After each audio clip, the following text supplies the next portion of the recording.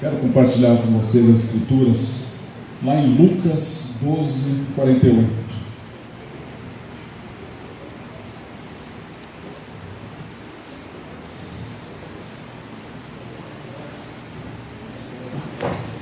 Lucas capítulo 12, verso 48.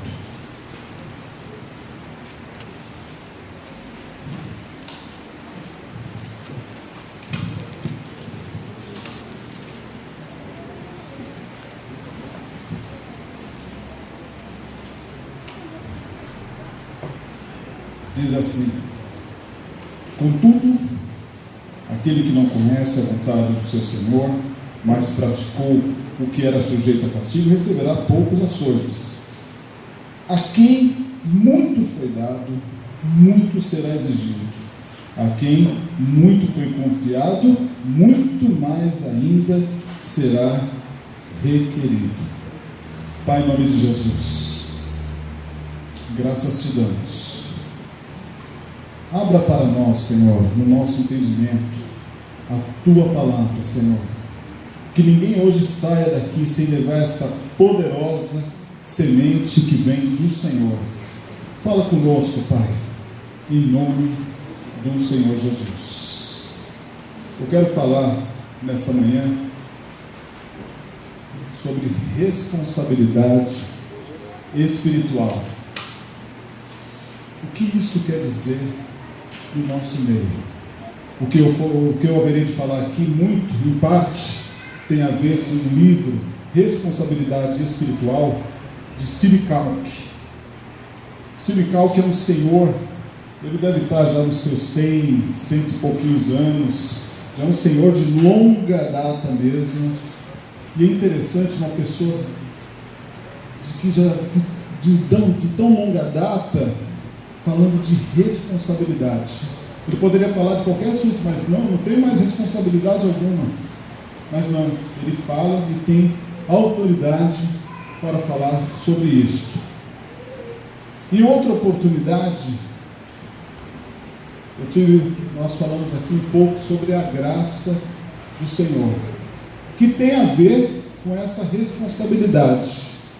E eu quero aqui ler para vocês uma história que faz uns dias que eu contei, mas depois que eu contei aqui de púlpito, eu percebi que eu dei uma assassinada na história. Sabe quando você lê o livro há muito tempo, aí você resolve contar uma história daquele livro? Eu estraçalhei a história, faltou vários pontos, enfim. Mas uma história que nos ajuda a entender um pouco mais sobre o que é a graça do Senhor nas nossas vidas. Presta atenção. Conta-se uma história sobre Fiorello LaGuardia, que quando era prefeito de Nova York, durante os piores dias da depressão e durante toda a Segunda Guerra Mundial, era carinhosamente chamado de Nightcrawler pelos seus admiradores nova-iorquinos, porque tinha apenas 1,65 m e trazia sempre um cravo na lapela.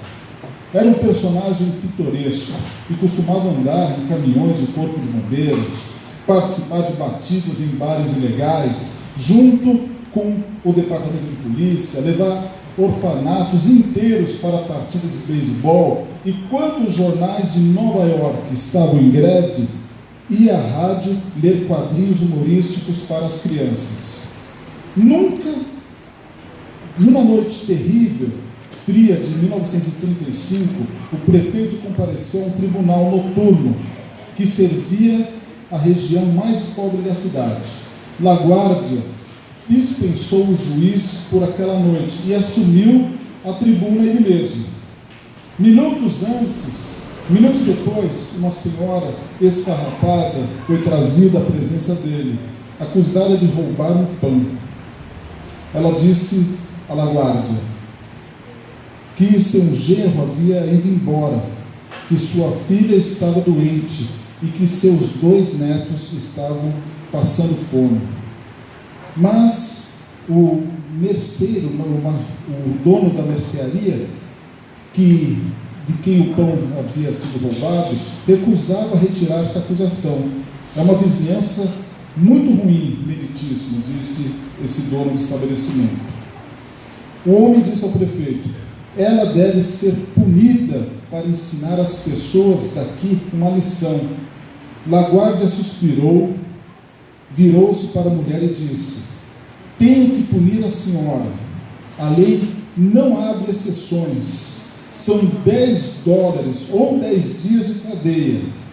$10 e 10 dias, $10 em 1935 tinha outro peso, né? Mas ainda enquanto falava, o prefeito já colocava a mão no bolso.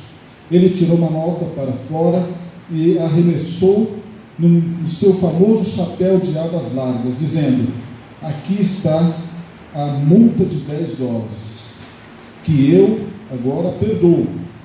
Além disso, vou impor uma multa de 50 centavos para cada um dos presentes nesse tribunal, por morarem numa cidade em que uma pessoa tem que roubar pão para dar aos seus netos, para que seus netos tenham que comer.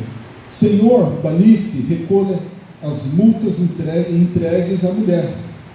Assim, no dia seguinte, os jornais de Nova York anunciaram que $47 haviam sido entregues a uma perplexa senhora que havia roubado pão para alimentar seus netos famintos. Enquanto cerca de 70 pessoas acusadas de pequenos crimes e de violações de tráfico, lado a lado com policiais da cidade de Nova York, aplaudiam o prefeito em pé. Essa história, ela está no livro chamado Evangelho Maltrapilho, de Brandy Mann. É uma boa leitura. Me chama muita atenção, sempre me chamou, porque ela explica muito da graça. Nós podemos, talvez ousadamente, chamar essa história de uma parábola dos dias atuais, onde uma mulher, uma senhora, foi acusada de roubar pão, e ela deveria então ser, de acordo com as leis da cidade, condenada. Vale lembrar que esta é uma história real. Ela tinha que ser condenada, ou 10 dias de cadeia, ou $10. Aquele prefeito, ele mesmo tirou o dinheiro e deu, e fez com que todos aqueles que ali estavam contribuíssem com aquela mulher.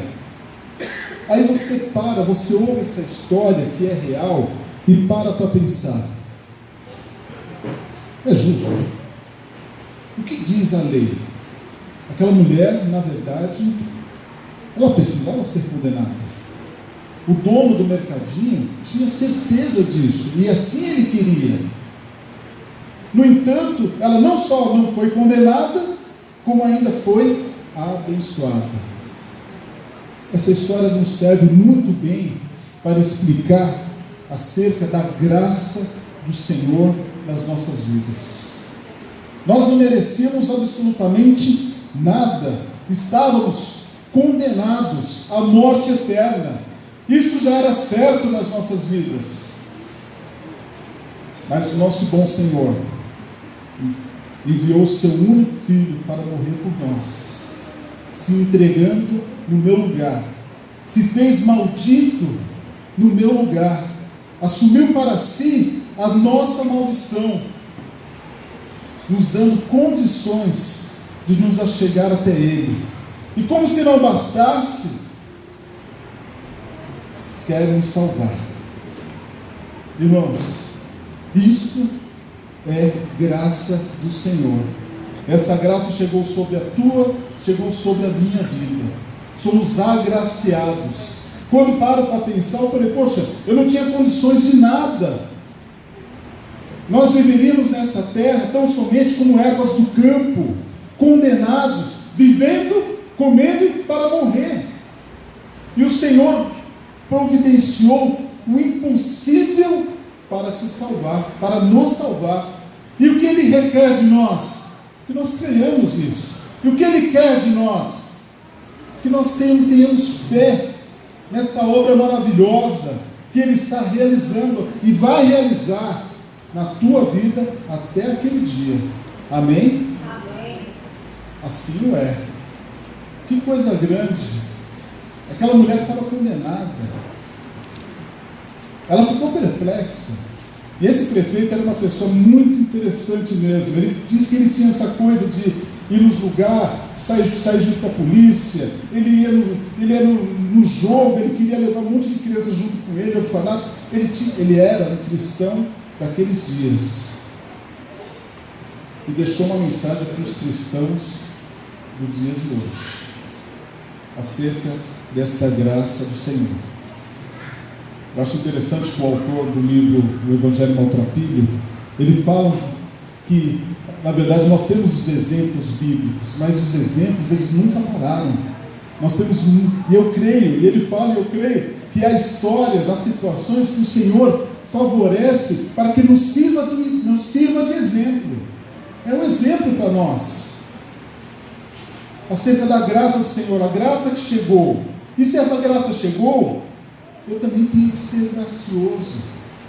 Eu tenho que ser gracioso. E se esse perdão chegou, eu tenho que ser perdoador. Como está lá em Mateus capítulo 18, a parábola que fala do perdão. Irmãos, a graça chegou. Disso, alguém tenha dúvida aqui se essa graça chegou na tua vida? Sim, não? As nossas vidas estão repletas dessa graça. Nós a desfrutamos plenamente disso. E muitas das vezes não nos damos graça daquilo que o Senhor permitiu a nós. O viver, o despertar. Você já pensou que a cada manhã você dá graças ao Senhor pelo despertar da manhã? Eu já dizia a meus filhos, olha, tem gente que não acordou hoje. Tem gente que na hora de acordar descobriram que não está viva mais. Temos motivos diários, cotidianos, de manhã, tarde e noite, para dar graças ao Senhor. Cada um que está aqui desfruta disso que o Senhor deu a nós, chamado graça do Senhor. Mas aí você pode pensar, poxa, essa graça é maravilhosa. E é mesmo. Só que existe dentro dela um elemento chamado responsabilidade. Responsabilidade.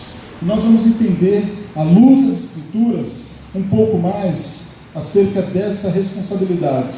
Quero convidar você a abrir lá em 2 Coríntios 6, verso 1.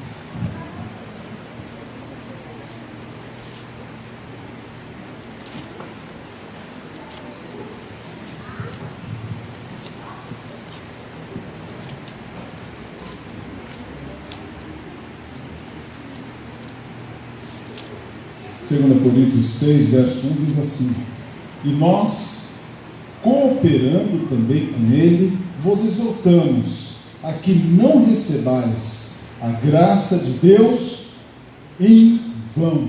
O que é receber algo em vão? É receber de forma qualquer. É como eu pegar e dar essa caneta para o Samuel falar obrigado, e jogar de lado, assim, jogar em cima das coisas dele, e não levar em consideração que ele recebeu algo. Aqui o apóstolo Paulo escreve à igreja de Coríntios e nos adverte aquela igreja e nos adverte, para que nós não recebamos essa graça do Senhor de forma vã, de forma qualquer. Precisamos levar em consideração que ele deu. A questão é que nós estamos habituados a viver dentro dessa graça. Estamos habituados a viver dessa forma.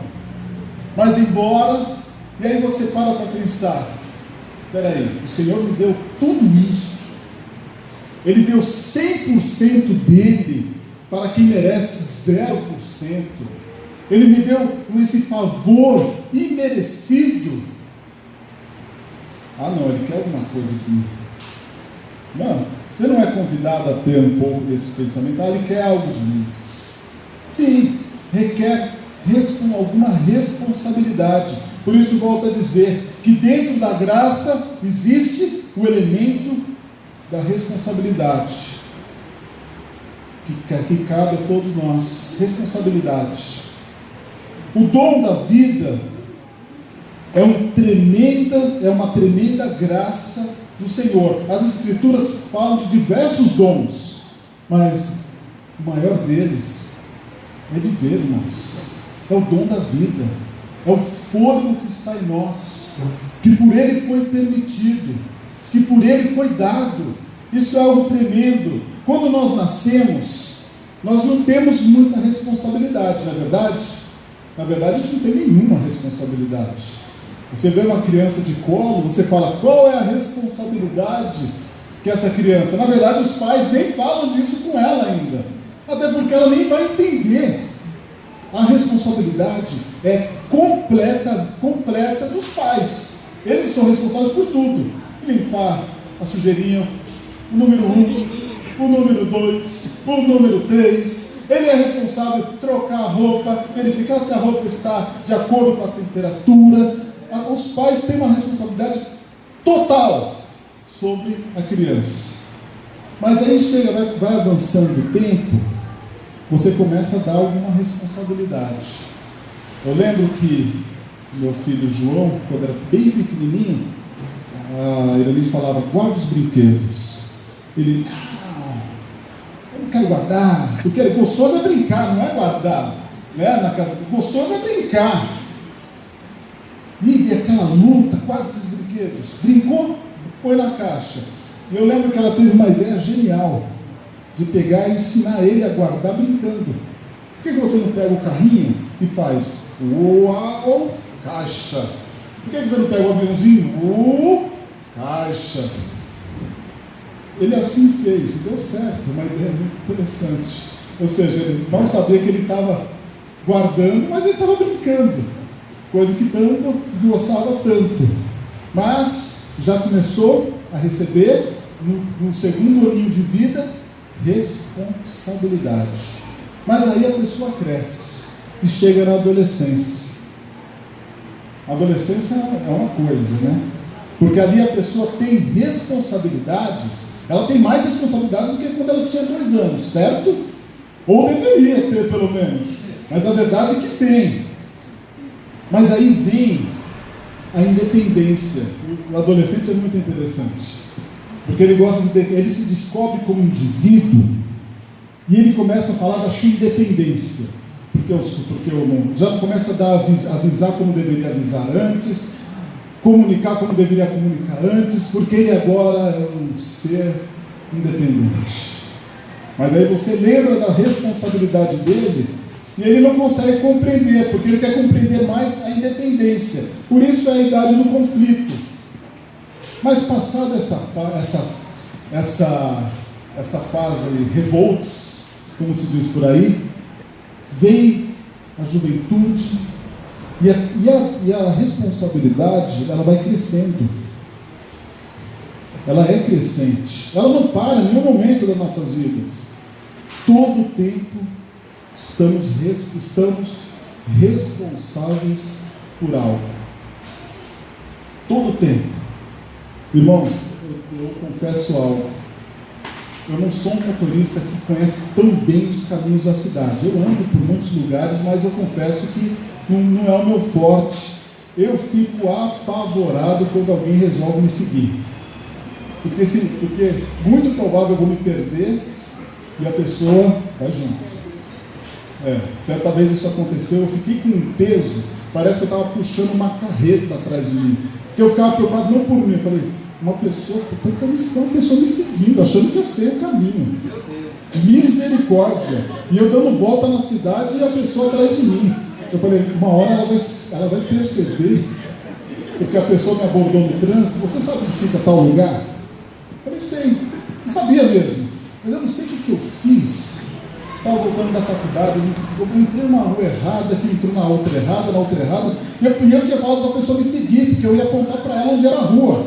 E a pessoa começou a me seguir junto e ia rodar a cidade comigo. Eu falei, misericórdia, parece que eu puxava uma carreta, aquilo ficou pesado atrás de mim, porque eu tinha responsabilidade sobre aquela pessoa. Mas eu me achei. No final eu sempre me acho. Amém? Mas nós temos aqui responsabilidades que nos cercam a nossa vida natural. O natural do homem, o natural da mulher, é que se tenha responsabilidade. E quando isso não acontece, a pessoa passa a ter muitos problemas. E aí você vê o pai brigando com os filhos. Você não tem responsabilidade. Você precisa ter essa responsabilidade. Você é responsável por isso. Você é responsável por aquilo. Ou seja, tudo isso faz parte de um processo natural sobre as nossas vidas. E nem por isso nós deixamos de desfrutar. E nem por isso deixamos de aproveitar. Só porque temos responsabilidade. Na graça do Senhor, a graça do Senhor é algo que nós desfrutamos. E ter responsabilidade dentro dessa graça não quer dizer que você não vá desfrutar dela. Está dando para compreender? Ter responsabilidade dentro da graça do Senhor não diminui o desfrute, não vai diminuir o aproveitamento. Você vai desfrutar, só que com responsabilidade. Aí eu destaquei uma frase bastante interessante do livro: a vida sem responsabilidade é uma vida abortada. Em outras palavras, uma vida que perde muito do seu sentido. Se isto vale para a nossa vida natural, quanto mais para a nossa vida espiritual. E ainda há pessoas que dizem: Senhor, por que o Senhor me fez nascer? Há um propósito, irmãos. E um propósito eterno, e um propósito maravilhoso, maravilhoso. Jesus Cristo, nosso Senhor, Ele desfrutou. Quando você examina a vida do Senhor nas Escrituras, você vai se dar conta que Ele desfrutou da graça do Pai, mas sem em nenhum momento perder a sua responsabilidade. Você vai ver que Jesus nasceu numa manjedoura, foi levado para Nazaré. Quando começou a ministrar, ele não tinha sequer onde repousar a sua cabeça. Mesmo assim, ele desfrutou da vida da terra e da graça do Senhor. Por exemplo, quando ele fala dos lírios, escolha como eles se vestem. Quando ele falou dos pássaros, que não lhe faltava nada, não falta nada para os pássaros. Quando ele falava: olha, os campos brancos, vocês não estão vendo os campos brancos? Jesus, ele desfrutou de tudo aquilo que o Pai lhe deu, mas sem perder a responsabilidade. E esse é o nosso Senhor, que é o nosso exemplo. É o nosso exemplo. Sabe por que, irmãos, um pouco do que eu estou falando isso nos chama a atenção? Que às vezes a gente quer fazer parte de uma vida, da vida da fé, da vida da igreja, quer fazer parte de um povo que foi escolhido, mas não quer muita responsabilidade, não quer. É verdade, quando você chega na comunidade, você ainda é um bebê espiritual, você requer que alguém cuide de você, mas passando o tempo, você já pode ajudar, você já pode. Quando eu fui alcançado para o Senhor, e isso já vai fazer 23 anos, tinha eu 25 anos de idade, trabalhava numa empresa aqui próxima, aqui no Tatuapé, e ali havia um grupo de irmãos que não estavam entendendo a responsabilidade deles. Eles estavam levando Jesus a outros, ministraram na minha vida, alcançaram. Mas já no primeiro mês, os primeiros meses de convertido, eles chegaram em mim, e era um grupo bastante interessante. Era um grupo de 6 homens, mais ou menos. Cada um fazia parte de um ministério. Cada um era um ministério. Mas ali eles eram uma igreja. Ali eles eram uma igreja. E eles passaram a alcançar pessoas dentro da empresa.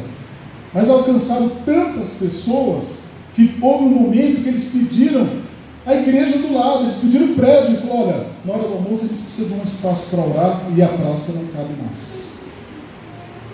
tamanho número de pessoas que estavam ali sendo alcançadas. E eu já fazia parte desse processo, que eu fui, vamos chamar, uma primeira geração que eles alcançaram. E como era a primeira geração, eles me davam responsabilidade. Eles chegavam em mim: Marcelo, tem um rapaz chamado Antônio, que ele mora aqui no terreiro de Candomblé, e ele não consegue sair da casa dele para ir à igreja.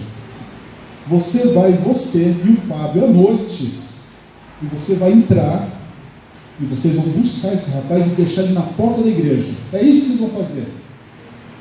Você fala: poxa, mas eu estou chegando agora, né? Eu poderia dizer: estou chegando agora. Poxa, vocês já estão me dando serviço, já estão me dando o que fazer.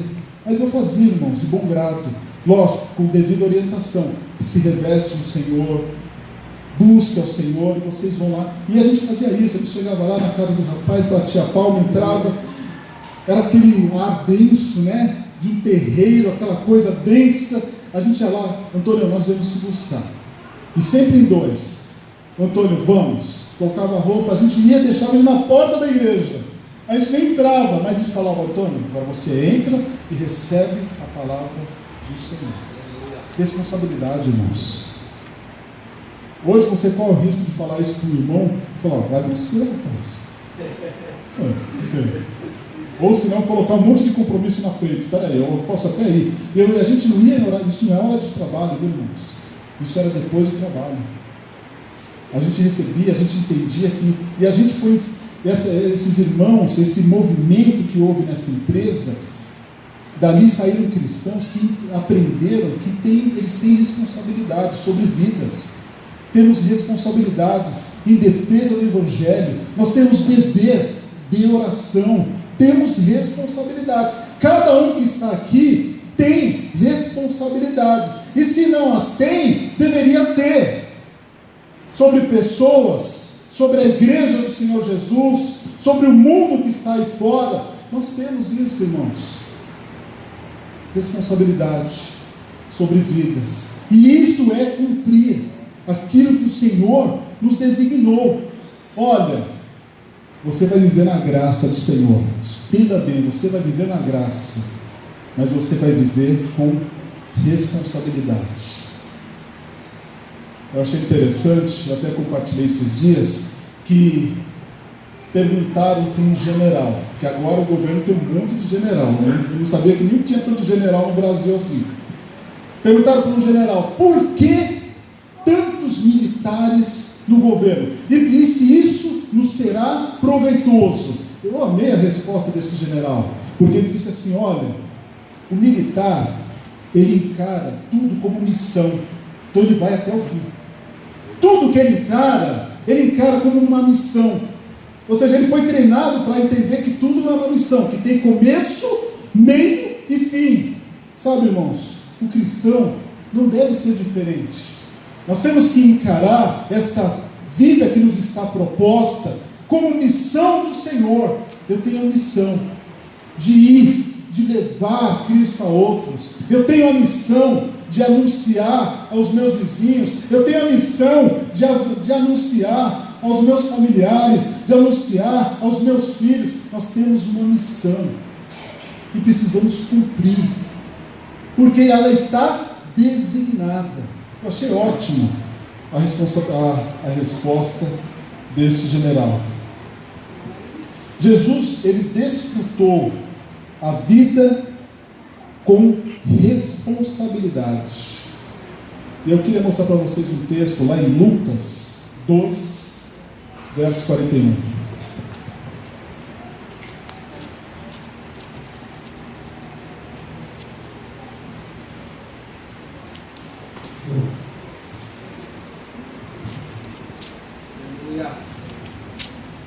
Todo mundo achou?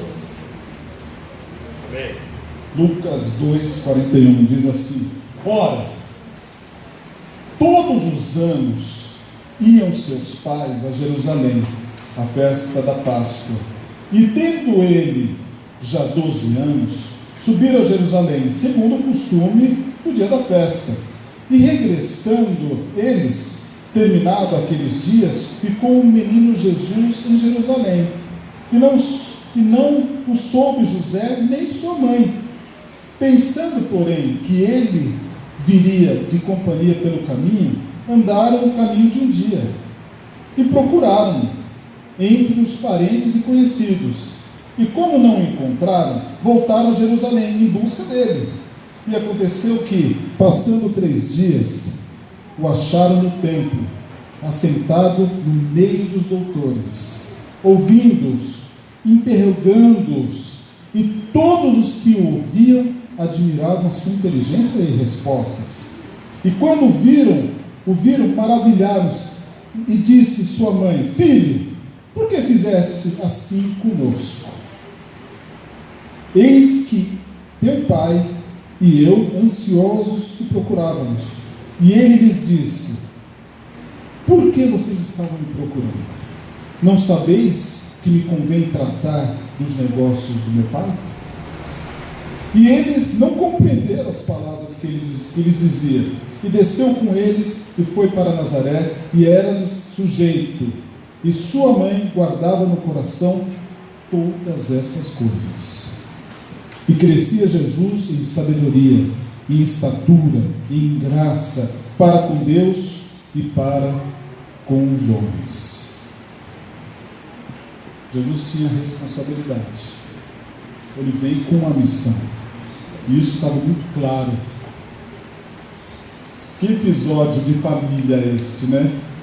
Quem já não deixou o filho para trás? Você vê, os pais vinham voltando de uma festa e achando que o filho estava. Só que eles demoraram um dia para descobrir que começaram a procurar. E descobriram que não estava. Encontrou ele onde? No templo.